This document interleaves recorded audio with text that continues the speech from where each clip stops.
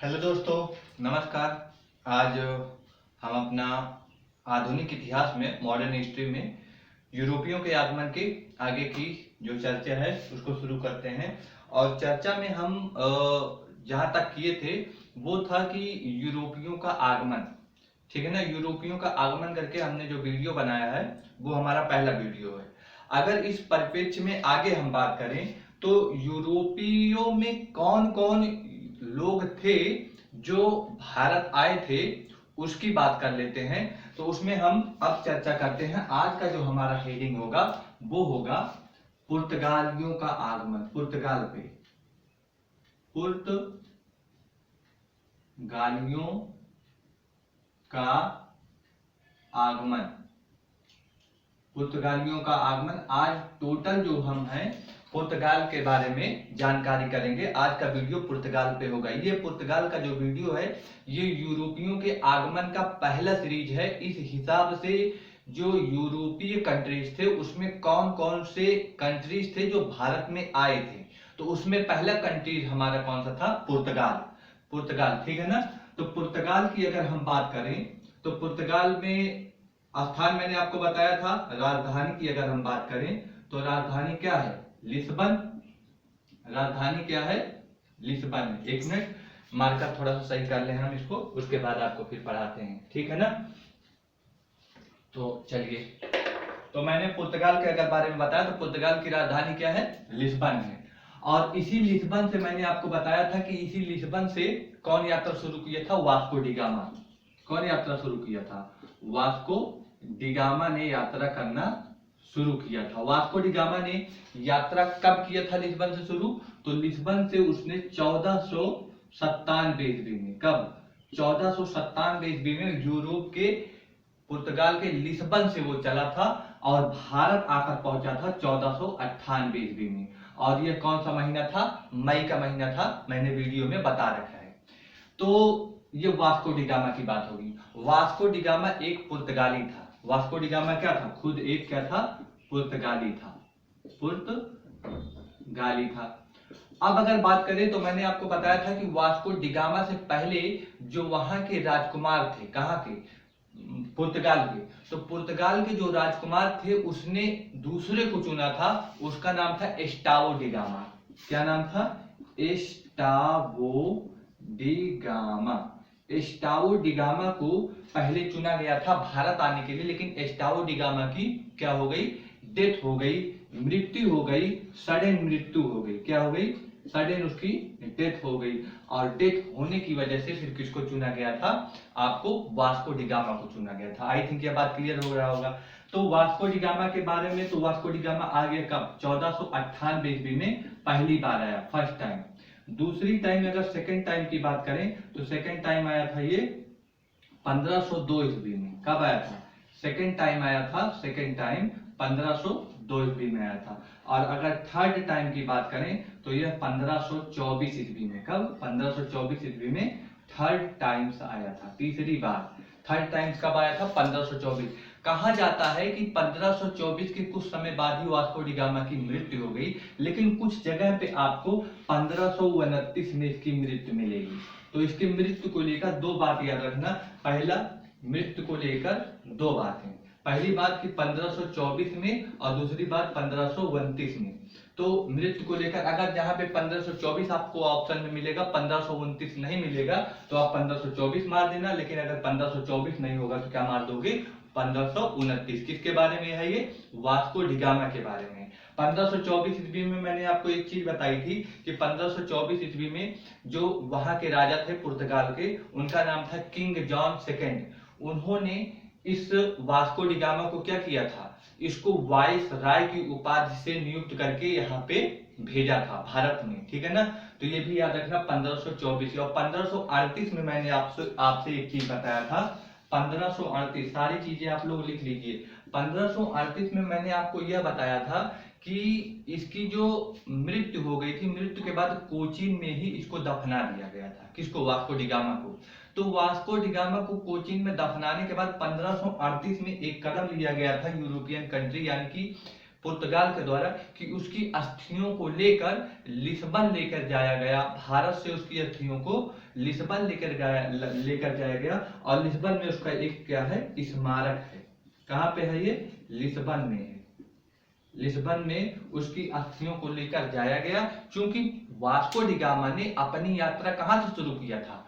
Lisbon से ही शुरू किया था उसने अपनी यात्रा, इसीलिए उसकी अस्थियों को लिस्बन ले जाकर वहां पे स्मारक बनाया गया। तो वास्को डी गामा का स्मारक कहाँ कहाँ पे है? आपका कोचीन में बना है या गोवा में। कोचीन अगर ऑप्शन में नहीं होगा तो गोवा लगाना, याद रखना कि आपको ऑप्शन के बारे में अगर देखिए कई कई कॉन्ट्राडिक्ट हैं तो उन सारी चीजों को मुझे आपको बताना है। उन सारी चीजों को आप लोग अगर जानते रहेंगे तो ज्यादा बेहतर होगा। तो वास्को डी गामा के संबंध में एक तो मैंने मृत्यु के बारे में बताया कि मृत्यु के बारे में दो है, 1524 और 1529। ये दोनों चीज आप लोग जानते रहना। 1529 नहीं होगा तो 1524 मारना, और अगर 1524 नहीं होगा तो फिर 1529 मारना। आई थिंक ये बात क्लियर हो गई होगी। लेकिन अगर उसके दफनाने की बात है तो आपका एक जगह है कोचीन और दूसरी जगह है गोवा। अगर आपका गोवा मिल गया ऑप्शन में, कोचीन नहीं मिला तो गोवा को मारना, और अगर गोवा ऑप्शन में नहीं मिला, कोचीन मिल गया तो कोचीन को मारना। ये कहाँ पे है? भारत में। अगर पूछेगा कि भारत में इसका दफनाने का जो दफनाया गया है तो कोचीन में पहली प्रायिकता, पहली प्रोबेबिलिटी कोचीन में होगा, दूसरा गोवा में होगा, ठीक है ना। लेकिन अगर वहीं विदेश में बात करेगा तो लिस्बन में इसकी स्मारक है। कहाँ पे है? लिस्बन में इसका स्मारक बनाया गया है। स्मारक बनाया गया है। कब लेकर जाया गया था? 1538 ईस्वी में। ये बात आपको क्लियर हो गया। वास्को डी गामा के बारे में ये सारी बातें क्लियर हो गई होंगी। अब ये एक पुर्तगाली था। वास्को डी गामा आया था भारत के कालीकट के क्षेत्र में और वहां का शासक था जामोरिन। मैंने आपको बताया था जामोरिन। तो अब हेडिंग डाल लीजिए आपको जामोरिन।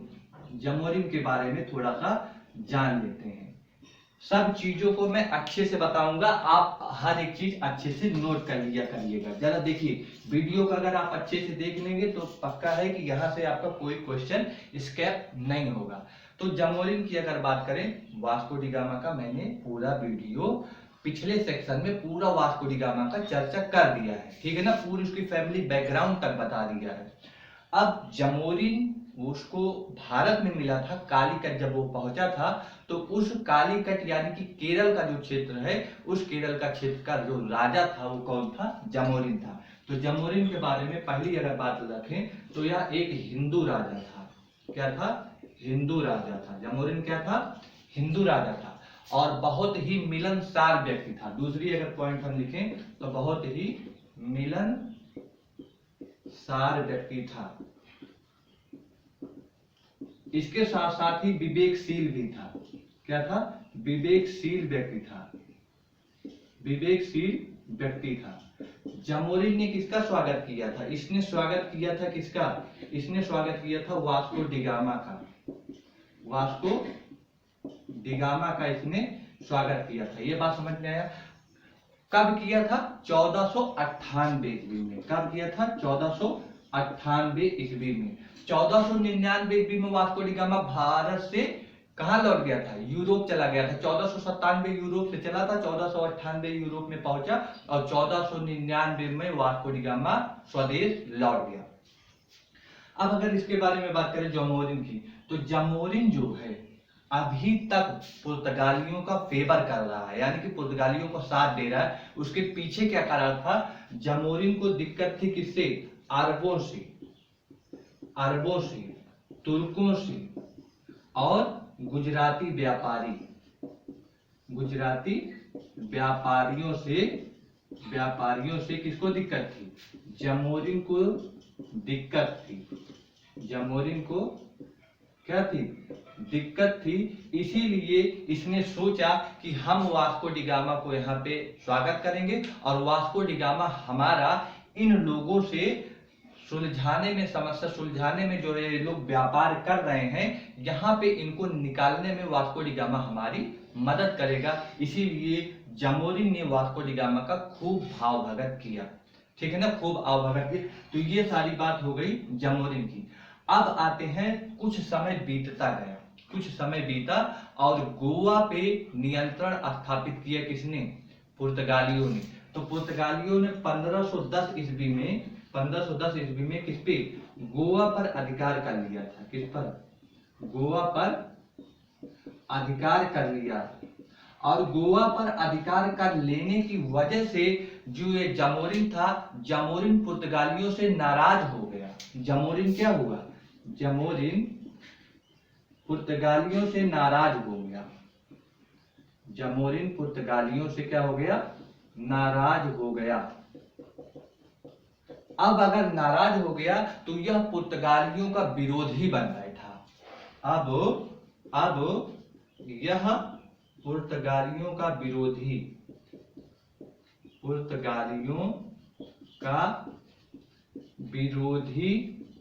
बन बैठा। पुर्तगालियों का भी विरोधी बन बैठा। जहां अभी कुछ समय पहले तक ये पुर्तगालियों का बहुत बड़ा समर्थक था, अब यह पुर्तगालियों का क्या हो गया? विरोधी बन बैठा। क्लियर हो रहा है?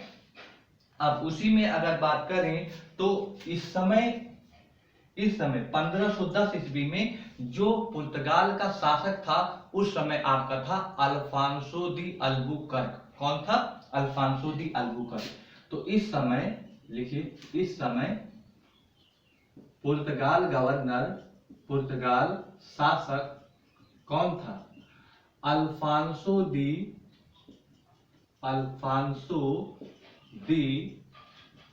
अल्बुकर्क था। अल्फांसो दी अल्बुकर्क था। इसने क्या किया? अल्फांसो दी अल्बुकर्क ने जो जामोरिन का राजमहल था, अब जामोरिन का राजमहल ही लूट लिया। ये भी लिख लीजिए। इसने जामोरिन का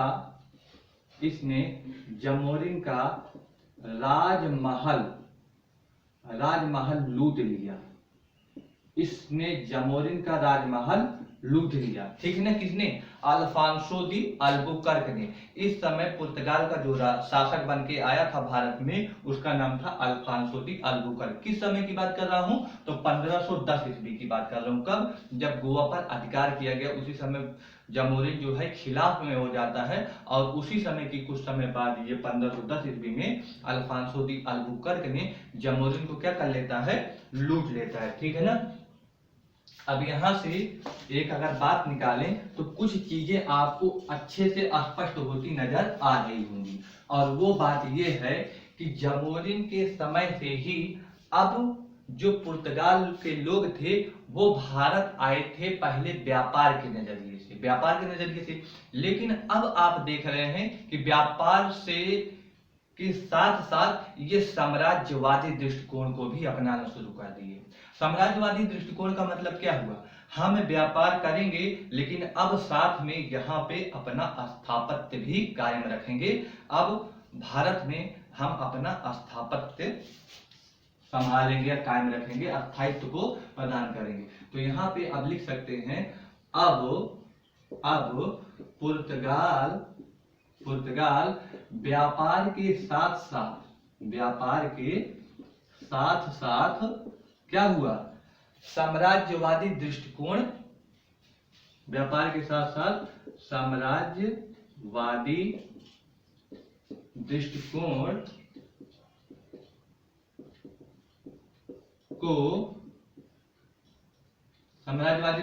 को अपनाने लगा था। आपको कैसे पता चला? क्योंकि जामोरिन का महल लूटा गया, क्योंकि गोवा को जीतकर अपने अधिकार में कर लिया गया। ठीक है ना?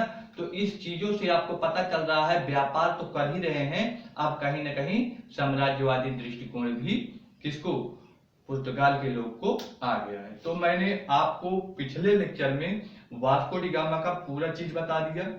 इस लेक्चर में पुर्तगाल के ही आगे के लोगों की चर्चा कर रहा हूं। तो ये वीडियो हमारा पुर्तगाल पे ही है। तो पुर्तगाल में वास्को डी गामा हो गया, जामोरिन हो गया।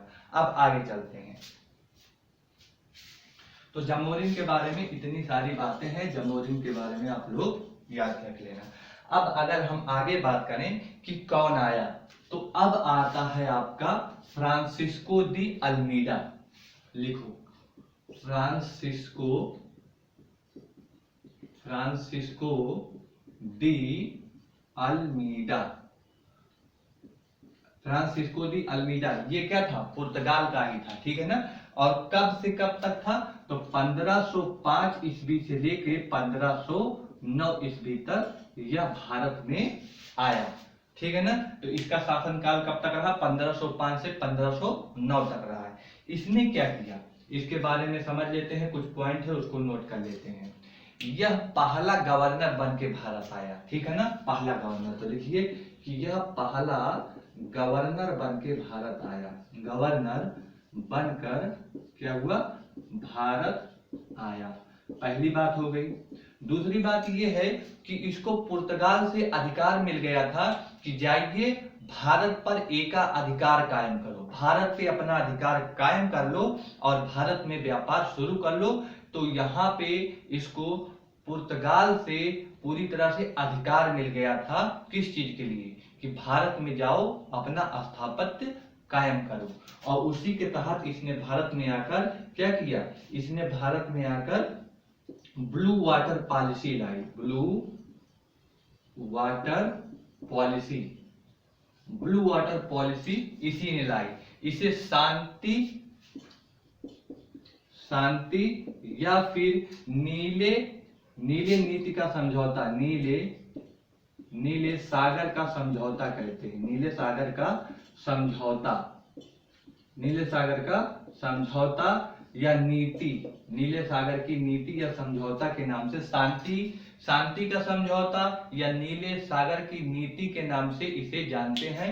यह था क्या, यह था जो भारत के नीचे का दक्षिण वाला क्षेत्र है, केरल के आसपास अगर मैं आपको बताऊं तो यह है आपका केरल का क्षेत्र, और इसके आसपास का जो क्षेत्र है यह है हिंद महासागर।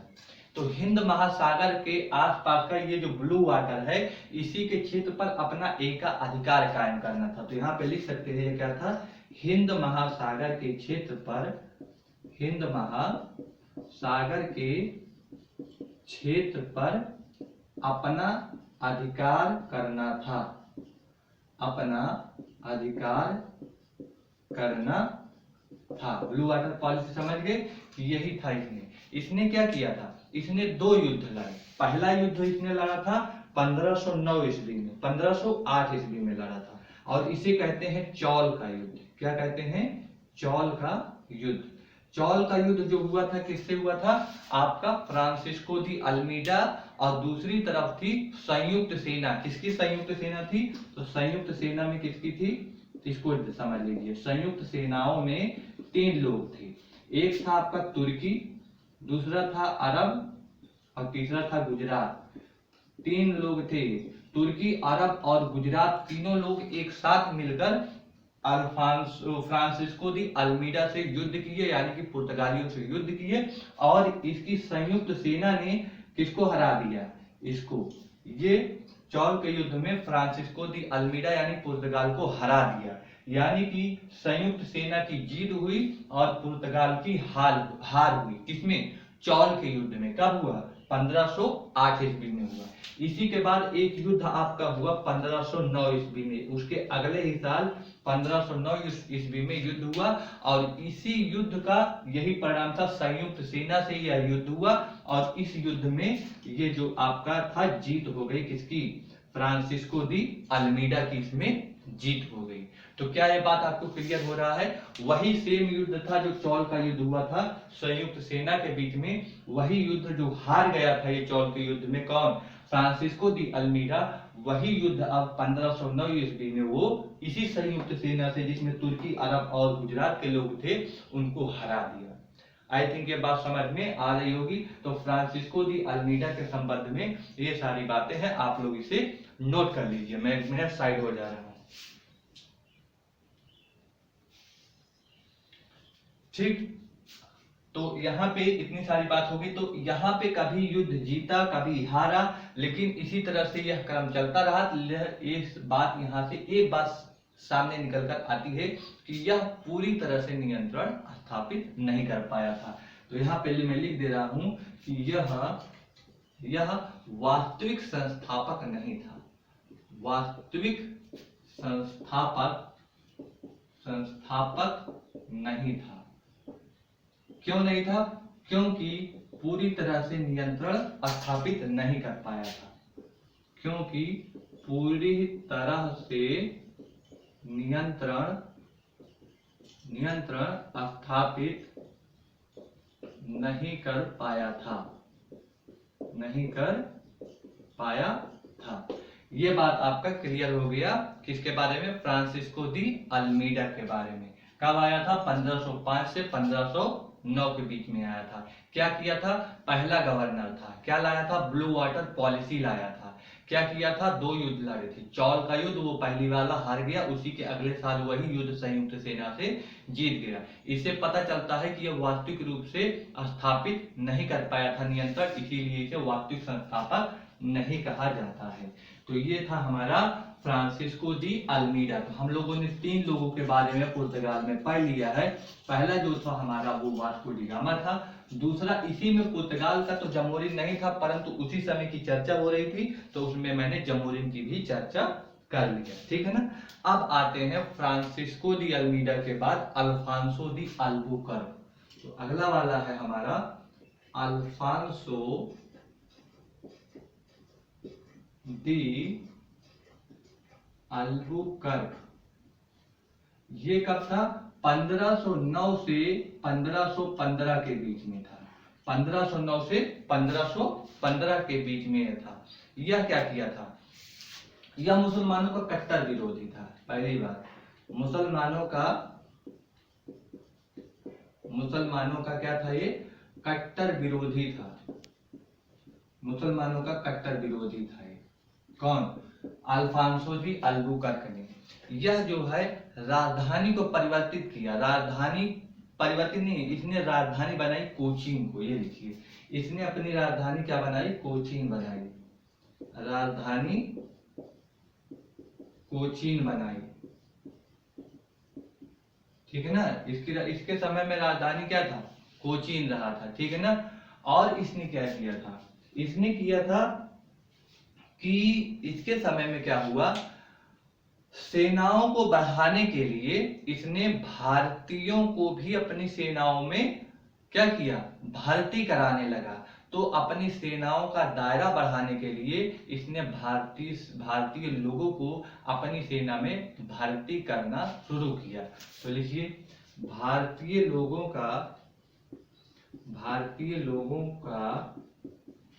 को क्या किया? भर्ती किया। किसमें? सेनाओं में। ठीक है ना। किस लिए? ताकि इसके सैनिक शक्ति बढ़े। ठीक है ना। और अपनी जनसंख्या को ज्यादा बढ़ाने के लिए इसने क्या किया था? इसने भारतीय महिलाओं से शादी करने का सिस्टम लाया। तो ये भी लिख लीजिए, भारतीय महिलाओं से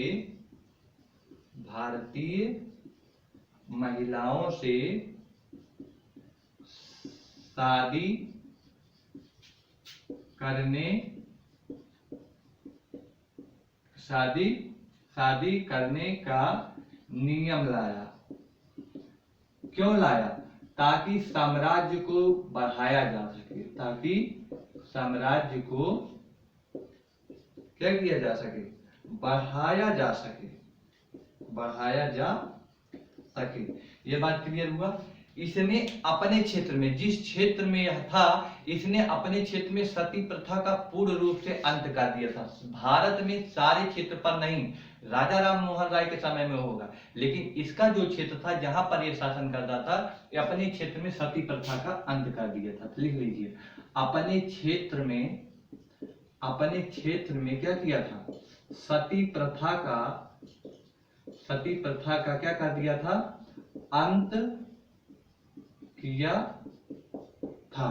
इसने अपने क्षेत्र में क्या किया था? सती प्रथा का अंत किया था।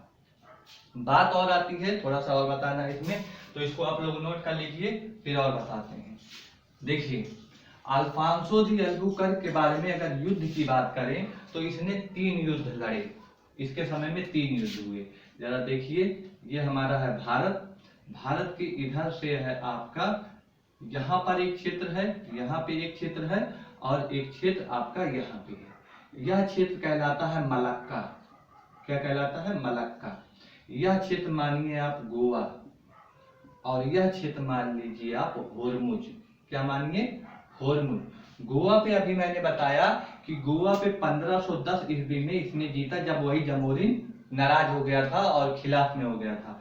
मलक्का में 1511 ईस्वी में जीता और होरमुज में 1515 ईस्वी में युद्ध हुआ। यह मलक्का एक दक्षिण पूर्व एशिया, यानी कि वो इंडोनेशिया का क्षेत्र है। इस इंडोनेशिया के क्षेत्र में ये जो मलक्का है, ये बहुत फेमस मंडी के नाम से मशहूर थी। यह एक मंडी का क्षेत्र था, जो मलक्का बहुत ही प्रसिद्ध हुआ करती थी। तो इसने उस मंडी यानी कि मलक्का को 1511 में जीता, जो दक्षिण पूर्व एशिया का भाग है। दक्षिण पूर्व एशिया, दक्षिण पूर्व एशिया का है मतलब क्या है? कहाँ का क्षेत्र है ये? इंडोनेशिया के आसपास का क्षेत्र है। गोवा में इसने 1510 ईस्वी में गोवा को जीता। किससे? आदिल शाह से युद्ध हुआ था इसका इस समय। किससे युद्ध हुआ था? आदिल शाह से युद्ध करके आदिल शाह को हरा दिया और 1510 में इसने गोवा पर अधिकार कर लिया। होरमुज की बात करें तो होरमुज जो है ये आपका फारस की खाड़ी के आसपास है। जो अरब कंट्रीज है ना, लाल सागर फारस की खाड़ी, तो ये फारस की खाड़ी के पास में स्थित है। कहां पर स्थित है? फारस की खाड़ी, फारस की खाड़ी के पास स्थित है। तो इसने 3 युद्ध लड़े और तीनों युद्ध जीते। तीनों युद्ध जीतने के कारण ही इसे भारत का वास्तविक संस्थापक कहा जाता है। इसे क्या कहा जाता है? इसे वास्तविक संस्थापक कहा जाता है। वास्तविक संस्थापक कहा जाता है। ये बात क्लियर हो गई आपसे? तो देखिए, अल्फांसो दी अल्बुकर्क के बारे में आप लोग जान गए। क्या हुआ? अल्फांसो दी अल्बुकर्क का वास्तविक संस्थापक है। होरमुज में युद्ध जीता, गोवा में युद्ध जीता, मलक्का में युद्ध जीता, सती प्रथा का अंत किया, और क्या किया था? इसने सेनाओं में भारतीय लोगों की भर्ती कराया और अपने साम्राज्य को बढ़ाने के लिए, साम्राज्य विस्तार हेतु भारतीय महिलाओं से शादी करने का नियम लाया। तो ये था हमारा अल्फांसो दी अल्बुकर्क। कितना पढ़ा दिए? वास्को डी गामा, जमोरिन, उसके बाद फ्रांसिस्को को पढ़ा दिए, फ्रांसिस्को अल्मीडा और अल्फांसो दी अल्बुकर्क। ये सारे पुर्तगाली लोग हैं, जिसमें जमोरिन को छोड़ देते हैं, क्योंकि जमोरिन की चर्चा हम यहाँ पे इसलिए किए क्योंकि इसी समय जमोरिन शासक था। जमोरिन के बारे में आपको जानना जरूरी था। अब आगे चलते हैं। अब अल्फांसो दी अल्बुकर्क की अगर बाद में बात करें तो इसके बाद आता है, आए थे लेकिन जो फेमस आपका है वो है नीनू दी कुन्हा।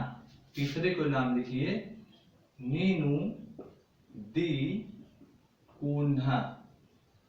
नीनू दी कुन्हा, ठीक है ना? तो ये भी पुर्तगाल से आया था, और इसके बारे में अगर हम बात करें तो ये हमारा आया था 1529 से 1538। इसका टाइम पीरियड लिख लीजिए, 1529 से 1538 के बीच में था नीनू दी कुन्हा के बारे में। इसके बारे में 3-4 जानकारियां हैं कि इसने राजधानी का परिवर्तन किया था। जो पहले राजधानी कोचीन हुआ करती थी, वो राजधानी कोचीन से बदल के अब क्या हो गई?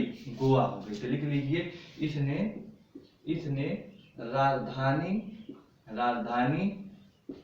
गोवा स्थापित किया। कहां से?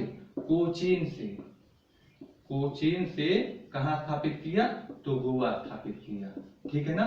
ये बात हो गया। अब इसने क्या किया? इसी के समय में द्वीप का युद्ध हुआ था 1535 ईस्वी में। इसको लिख लीजिए, 1535 ईस्वी में द्वीप का युद्ध हुआ था। द्वीप का, दमन द्वीप है ना, तो दमन नहीं, द्वीप का युद्ध इसने जीत लिया था। द्वीप का युद्ध जीता। अब अगर दमन की चर्चा हो रही, द्वीप की चर्चा हो रही, तो दमन का भी इसी समय आप लोग लिख लीजिए। तो दमन का हुआ था 1559 ईस्वी में। कब हुआ था? 1559 ईस्वी में दमन का युद्ध जीता गया। दमन का युद्ध जीता गया। ये बात समझ में आया? तो दमन का युद्ध हो गया, द्वीप का युद्ध हो गया, और गोवा को इसने क्या किया? अपना राजधानी बनाया। और अगर इसकी बात करें तो इसी के समय में जो मतलब क्षेत्र और जीते गए थे, तो अन्य क्षेत्रों की बात लिख लीजिए। इसमें सालसेट जीता, सालसेट जगह है, ये जीता। सेंट थॉमस जगह है, सेंट थॉमस की जगह जीता गया था। और इसी के बाद बम्बई का जो क्षेत्र था उसे जीता गया। उसके बाद मद्रास का क्षेत्र उसे भी जीता गया। उसके बाद हुगली का क्षेत्र उसे भी जीता गया। उसके बाद चौल, ये भी जीता गया। ठीक है ना। तो ये सारे जो स्थान थे, ये सारे स्थान को जीत लिया गया था 1538 के आसपास तक। साल से सेंट थॉमस, बंबई, मद्रास, हुगली, बंगाल में चौल, ये सारा क्षेत्र जीत लिया गया था। राजधानी परिवर्तन हो गया था। दमन का युद्ध 1559 में जीत लिया था। द्वीप का युद्ध 1535 ईस्वी में जीत लिया गया था। तो आई थिंक नीनू दी कुंधा के बारे में भी आप लोग अच्छे से समझ गए। अब आगे चलते हैं। सारा चीज बहुत ही इंपॉर्टेंट है, सब मैं एक एक क्रम से करके पुर्तगालियों के बारे में, आज सारा पुर्तगालियों के बारे में डिस्कस कर दूंगा। तो जरा देखिए, अगर मैं दूसरी बात यहीं पे करता हूं कि ईस्वी के क्रम में थोड़ा सा फैक्चुअल जानकारी के बारे में बताइए। 1487 ईस्वी में बताइए क्या हुआ था। 1487 ईस्वी में क्या हुआ था? बार्थोलोमो डियास आया था। कौन आया था? बार्थोलोमो डियास। ठीक है ना। 1487 ईस्वी में। 1492 ईस्वी में क्या हुआ था? कोलंबस आया था। कोलंबस कहाँ गया था? अमेरिका की खोज किया था कोलंबस। 1492 ईस्वी में किसकी? अमेरिका की खोज। ठीक है ना। निकला था भारत की खोज के लिए, पहुंच कहाँ गया था? अमेरिका की। 1498 की अगर बात करें तो 1498 में वास्को डिगामा आया था। कहाँ पे आया था? भारत आया था। कब निकला था ये? 1497 ईस्वी में निकला था। 1499 में स्वदेश लौट गया था। 1499 में क्या हुआ था? स्वदेश लौट गया था। और इसी समय ये क्या हुआ था? काली मिर्च लेकर, मसाले और जड़ी बूटी लेकर गया था। 60% इसको अधिक मुनाफा प्राप्त हुआ। इसी के चलते यह फिर वापस आया। यहाँ पे 1500 ईस्वी में एक घटना हुई थी, पेड्रो अल्वारेज आया। कौन आया? Pedro Alvarez. ठीक है ना। ये आया था। 1502 ईस्वी में कौन आया था? वास्को डिगामा आया था।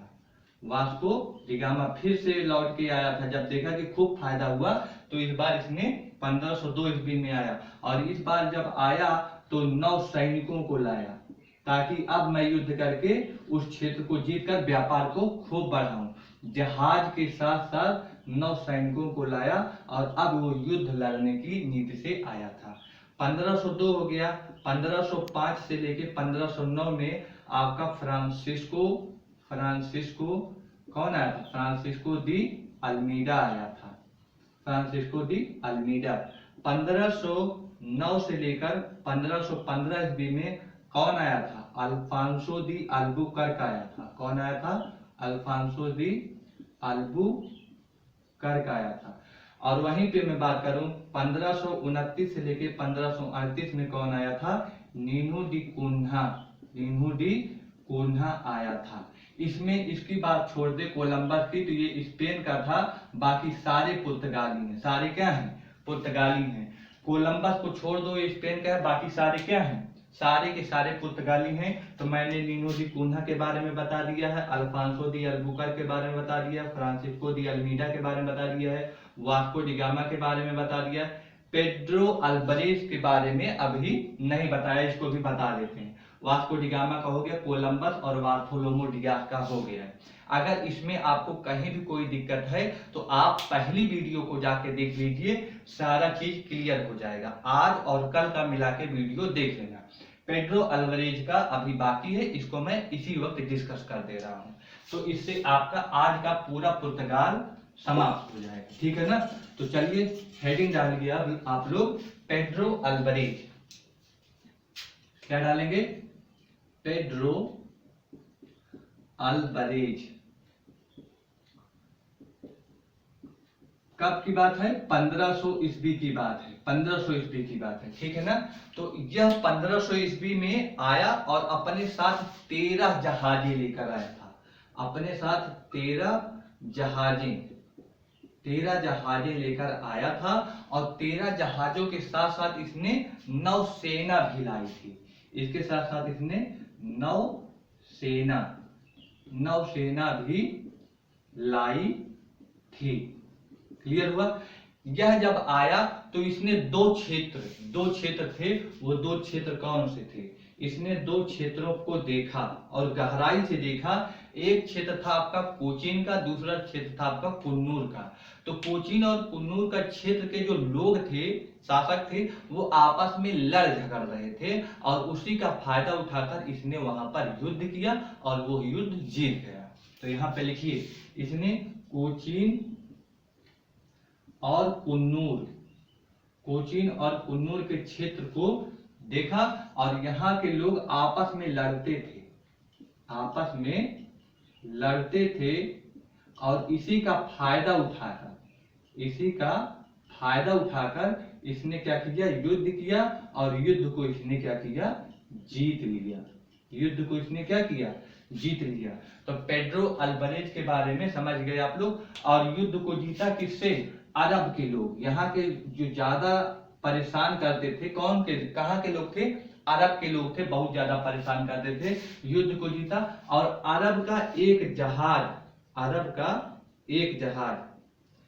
जहाज किसका था? वो अरब का। उसे किसको भेंट दिया? उसे जमोरिन को भेंट स्वरूप प्रदान किया। देखिए, जमोरिन में एक बात और आ गया कि जमोरिन को भेंट स्वरूप एक जहाज किसने प्रदान किया था? अगर क्वेश्चन आएगा तो पेड्रो अल्वारेज। किसका जहाज था? अरबों से युद्ध किया था, अरब के लोगों से। उसका जहाज लूट कर किसको दे दिया? जमोरिन को दे दिया। किसने दिया था? Pedro Alvarez. किस समय की बात है? 1500 ईस्वी की बात है। 1500 ईस्वी में जमोरिन का क्या लड़ाई झगड़ा हुआ था पुर्तगाल से? नहीं, उस समय खुश था। 1510 ईस्वी में जब गोवा पे अधिकार किया तब जमोरिन एकदम विपक्ष में हो गया, समर्थक नहीं रहा। तो उस समय यहाँ पे जमोरिन को दिया गया था। और जमोरिन के बारे में एक बात और लिख लीजिए। जमोरिन की अगर बात हो रही है तो जो वास्को डिगामा है, वास्को डिगामा का स्वागत खूब किया था जमोरिन ने, इसीलिए वास्को डिगामा ने जमोरिन को एक उपाधि दी थी। वास्को डिगामा ने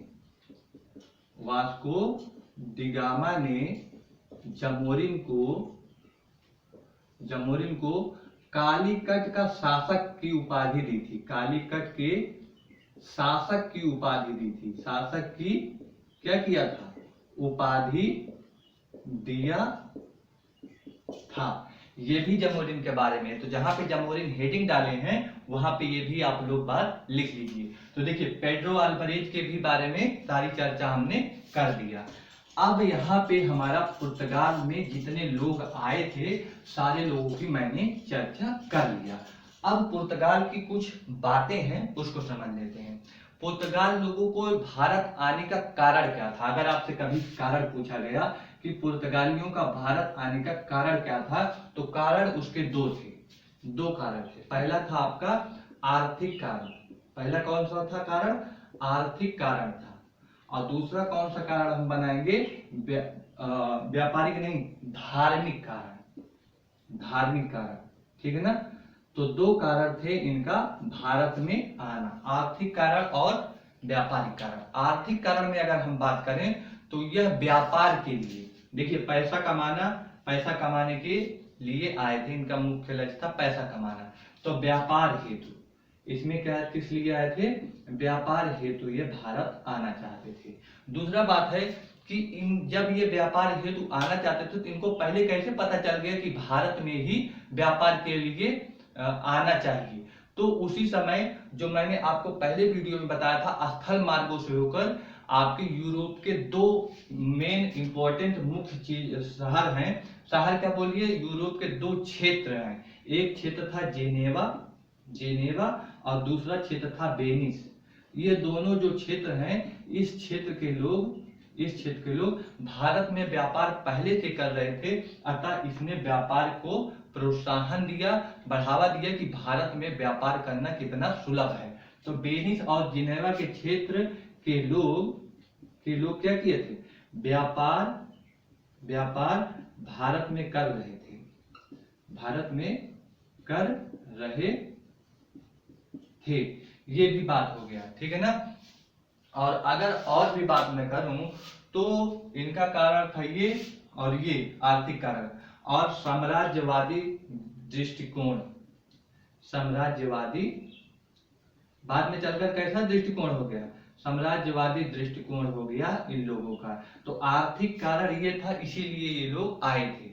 अगर मैं धार्मिक कारण में बात करूं तो धार्मिक कारण में ये लोग आए तो अपने साथ, लेकिन ईसाइयों को लेकर आए, पादरियों को लेकर आए। तो ईसाई धर्म का प्रचार करवाया, ईसाई धर्म का प्रचार प्रसार हेतु कि यहाँ पे प्रचार प्रसार करेंगे और ईसाई में लोगों को कन्वर्ट कर देंगे। और क्या हुआ, इसने हिंदुओं को बहुत परेशान किया और मुसलमानों को भी बहुत परेशान किया। तो मुसलमानों को बहुत परेशान किया, मुसलमानों को बहुत परेशान किया। और हिंदुओं के अगर बारे में बात करें तो हिंदुओं के मंदिरों को, केरल के आसपास के जो क्षेत्र के मंदिर थे उस मंदिरों को तुड़वा दिया, मंदिरों को तुड़वाया, मंदिरों को क्या किया, तुड़वाया। और तुड़वाने के बाद वहां पे क्या बनवा दिया, गिरिजा घर बनवाया, गिरिजा घर बनवाया। ये बात क्लियर हुआ। तो वहां पे मंदिरों को तुड़वा के गिरजा घर बनवा दिया, ठीक है ना। कहाँ पे, केरल या कोचीन के आसपास के क्षेत्र में। तो ये सारा था इसका आने का कारण। तो अगर आपसे पूछ लिया गया कि पुर्तगालियों के आने का कारण क्या था, तो आप इन कारणों को बता सकते हैं। अब इनका कुछ योगदान समझ लेते हैं। क्या समझ लेते हैं कि ये आए तो अपने साथ क्या क्या लेकर आए, क्या क्या लेकर आए, क्या लाए अपने साथ। तो ये अपने साथ मसाले लाए, क्या लाए, मसाले। और मसाले लाए, मसाले इसमें बहुत सारे फल भी लाए, फल भी लाए। तो ये जो मसाले लाए ये भारत वाला नहीं था, मतलब मसाले की श्रेणी में डाल सकते हैं आप, मसाला ना लिखिए, इसको लिख लीजिए जो जो मैं चीज लिखवा रहा हूं। इसने लाल मिर्च लाया, क्या लाया, लाल मिर्च लाया, ठीक है ना। पहली बात होगी। फल में अगर मैं बोलूं अनानास, क्या लाया, अनानास लाया। पपीता लाया, अपने साथ पपीता लाया। इस समय भारत में ये सब चीजें नहीं थी, यहीं से आने के बाद इनका खेती होना शुरू हुआ। पपीता लाया, अनानास लाया, संतरा लाया, संतरा लाया। और मूंगफली, मूंगफली भी अपने साथ में लेकर आए थे। इसके साथ साथ तंबाकू, क्या लेकर आए, तंबाकू भी लेकर आए। उसके बाद बादाम, बादाम भी लेकर आए अपने साथ। उसके बाद काजू, काजू भी अपने साथ लेकर आए। तो ये सारी चीजें हैं, अनानास हो गया, पपीता। आलू भी अपने साथ लाए, क्या लाए, आलू भी लेकर आए। तो ये सारी चीजें अगर आपसे फलों में या फिर तंबाकू इन सब चीजों में पूछेगा तो पुर्तगाली अपने साथ ये सारी चीजें लेकर आए थे। अगर और बात करें कि इनका योगदान क्या था, तो योगदान के बारे में भी इसमें समझ लेते हैं कि पुर्तगालियों का भारत में आए तो क्या क्या इनका योगदान था। तो हेडिंग डालिए आप लोग, योगदान, योगदान।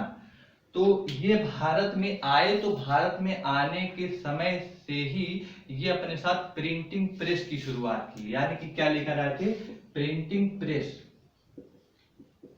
प्रिंटिंग प्रेस लेकर आए, लेकर आए। और प्रिंटिंग प्रेस कब आए, 1556 ईस्वी में लेकर ये आए थे, ठीक है ना। आगे बात करें तो ये अपने साथ दिक्सूचक घड़ी यंत्र का भी प्रयोग किए।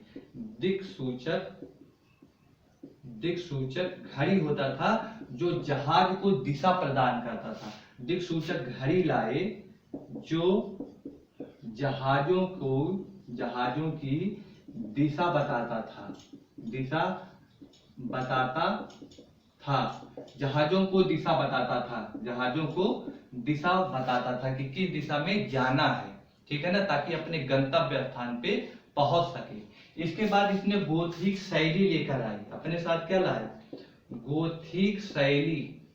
ये गोथिक शैली क्या होती है, यह मंदिर बनवाने की एक शैली है जो आपको ईसाई धर्म में दिखेगी। अंग्रेजों का जब चर्च होता है, जो पादरी होता है, उनके पादरियों के चर्च में आपको दिखेगा। तो यह मंदिर की एक शैली है। अपने यहाँ हम मंदिर बोल रहे हैं, लेकिन इनके यहाँ पे चर्च बोल देंगे। चर्च की एक शैली है। तो यह चर्च गोवा में आपको दिखेगा। गोवा के गिरजाघरों में क्या होगा? दिखेगा। गोवा के गिरजाघरों में क्या होगा? दिखेगा। तो गोथिक शैली लाइट दिक्सूचक। प्रिंटिंग प्रेस की अगर मैं बात करूं तो प्रिंटिंग प्रेस भारत में सबसे पहले किसके द्वारा छापा गया? तो लिख लीजिए, गोवा के पादरियों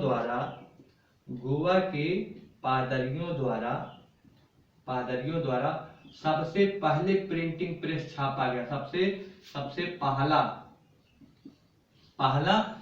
जो प्रिंटिंग छापा गया था, सबसे पहला प्रिंट छापा गया था किसके द्वारा? अगर आपसे पूछ लेगा सबसे पहले किसके द्वारा छापा गया था, तो गोवा के पादरियों के द्वारा छापा गया था। तो ये सारी चीजें हो गई। तो प्रिंटिंग प्रेस लेकर आए, दिक्सूचक घड़ी लेकर आए, गोथिक शैली आए, और ये प्रिंटिंग प्रेस। अगर बात करें प्रिंटिंग प्रेस यूरोप में कहां से शुरू हुई थी, तो यूरोप में गुटेनबर्ग एक स्थान है जर्मनी में, जर्मनी का ही स्थान है गुटेनबर्ग। तो यहां से शुरू हुई थी। शुरू कहां से हुई थी? गुटेनबर्ग से प्रिंटिंग प्रेस शुरू हुई थी, यानी कि जर्मनी से शुरू हुई थी। तो वहां से प्रचार होते होते ये भारत में भी आ गए, क्योंकि भारत में ये लोग आए थे। तो ये अपने साथ ये सारी चीजें लेकर आए। अब मैंने कारण बता दिया, क्या क्या लेकर आए थे बता दिया, क्या क्या योगदान था इनका ये बता दिया। अब इनके पतन का कारण भी जान लेते हैं कि पुर्तगालियों के पतन का कारण। तो हेडिंग डालिए, पुर्तगालियों के पतन का कारण। क्या कारण था इनके पतन का? तो 15 देखिए, इनका पतन के कारण में हम इस डायग्राम से आपको समझाते हैं। यहाँ पे आपका था मलक्का। क्या था? मलक्का था। यहाँ पे आपका था होर्मुज। क्या था? होर्मुज। और यहाँ पे था आपका गोवा।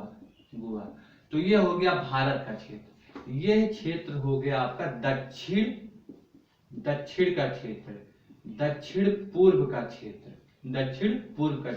तो दक्षिण का क्षेत्र या दक्षिण पूर्व के क्षेत्र में इनको कौन हराया था? तो इनको डचों ने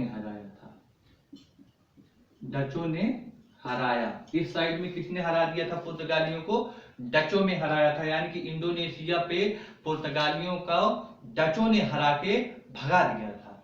जो स्थान इंडोनेशिया में पुर्तगालियों का था, उन पुर्तगालियों को डचों ने हरा के इंडोनेशिया पे कब्जा कर लिया। तो इस स्थान पे इंडोनेशिया या दक्षिण पूर्व एशिया या दक्षिण एशिया पे पुर्तगालियों को किसने हराया? तो डचों ने हराया था। अब बात करें भारत में किसने हराया? तो भारत में ब्रिटिश के लोगों ने हराया, यानी कि जो अंग्रेज थे, अंग्रेजों ने हराया। होर्मुज का जो क्षेत्र था, यहाँ पर किसने हराया? अंग्रेजों ने हराया। बात समझ में आई? तो यहाँ पर एक बात आती है, स्वाली का युद्ध 1612 ईस्वी में हुआ था। किसका युद्ध? स्वाली का युद्ध कब हुआ था? 1612 ईस्वी में हुआ था। किसके बीच में हुआ था? पुर्तगालियों को अंग्रेजों के बीच में हुआ था। अंग्रेज वर्सेस पुर्तगाल हुआ था। ठीक है ना? पुर्तगाल के लोग हार गए और अंग्रेज के लोग इसमें जीत गए। इसी से खुश होकर 1613 ईस्वी में जो अकबर के बाद शासक बना, वो कौन था? जहांगीर था कि शाहजहां था? आप लोग बताएं। उसे सलीम कहते हैं, तो जहांगीर था। ठीक है ना? तो सलीम जो है, सलीम उसने क्या किया था? उसने अंग्रेजों से खुश होकर उसने व्यापार करने के लिए सूरत में फैक्ट्री लगाने की अनुमति दे दी। तो सूरत में फैक्ट्री लगाने की अनुमति दे दी। फैक्ट्री लगाने की अनुमति दे दिया। बात समझ में आया। तो स्वाली का युद्ध 1612 में, 1613 में जहांगीर खुश हो गया और खुश होकर 1600 उसने सूरत के क्षेत्र में अंग्रेजों को व्यापार कोठी के रूप में सूरत में मान्यता प्रदान कर दी कि आप लोग व्यापार कर सकते हैं। 16वीं शताब्दी में यहाँ पे पुर्तगालियों का पूर्ण रूप से भारत में समाप्त हो गया। और कारण में अगर बोले तो एक कारण लिख लीजिए, संघर्ष नहीं कर पाए।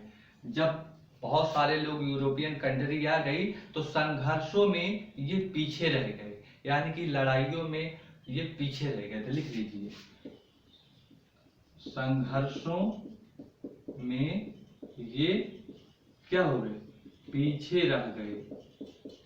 ठीक है ना। विभिन्न यूरोपीय कंट्रीज के संघर्षों से या आपसी युद्ध में ये पीछे रह गए, इसीलिए ये क्या हो गए, यहाँ पे इनकी समाप्ति या पतन का एक कारण है। दूसरी बात है कि दक्षिण अमेरिका में स्थान है एक ब्राजील में भी अपना स्थापत्य कायम कर चुके थे, वहां पे अपना अधिकार कर लिए थे। तो ब्राजील में इनका अधिकार होने की वजह से अपना ध्यान भारत की तरफ कम, ब्राजील की तरफ ज्यादा लगाने लगे थे। यहाँ पे लिख लीजिए, ब्राजील में अपना ध्यान लगाने की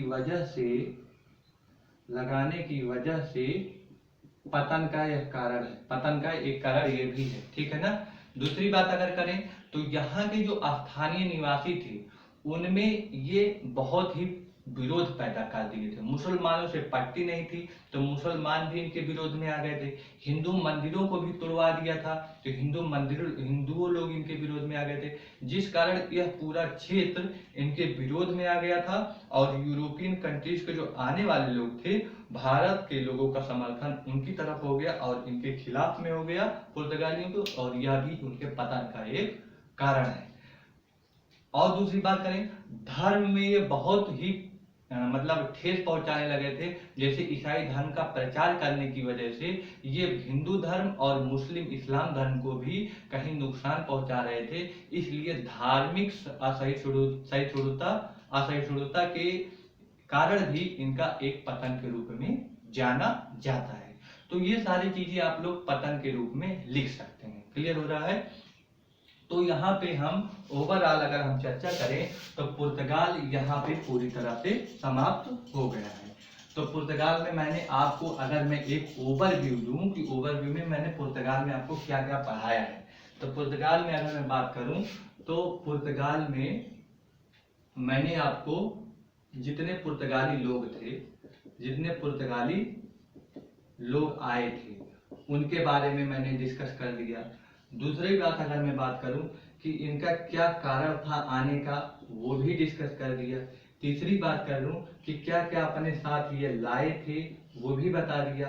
पांचवी बात करूं कि इनका क्या क्या योगदान था, वो भी बात मैंने बता दिया। और पांचवी बात करूं कि इनके पतन का क्या कारण था, ये भी बता दिया।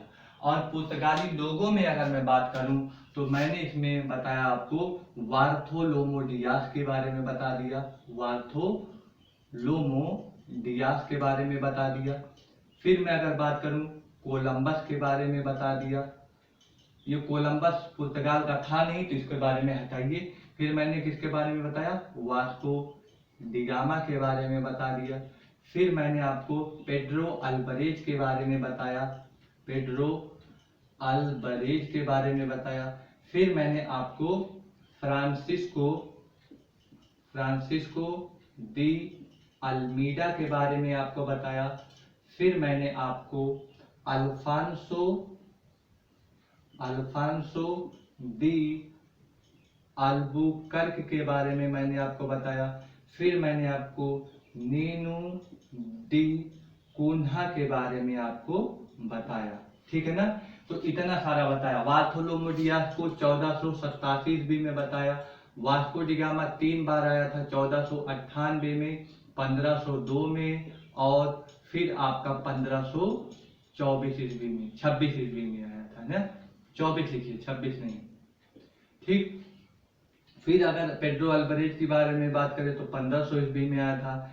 फ्रांसिस्को दी अल्मीडा की बात करें तो 1505 से 1509 के बीच में आया था। अल्फांसो दी अल्बुकर्क के बारे में बात करें 1509 से 1515 के बीच में आया था। नीनू दी कुन्हा के बारे में बात करें तो 1529 से 1538 के बीच में ये आया था। तो ये सारे शासकों की मैंने आपसे पुर्तगालियों में विस्तृत चर्चा अच्छे से किया है। आशा है कि आप लोगों को वीडियो पसंद आया होगा, और अगर आप लोगों को वीडियो पसंद आया हो तो प्लीज एंड प्लीज शेयर और सब्सक्राइब जरूर करें, और अपना प्लीज कीमती कमेंट जरूर करें, ठीक है ना। ओके, मिलते हैं फिर इसी सीरीज में अगले वीडियो में। Bye bye.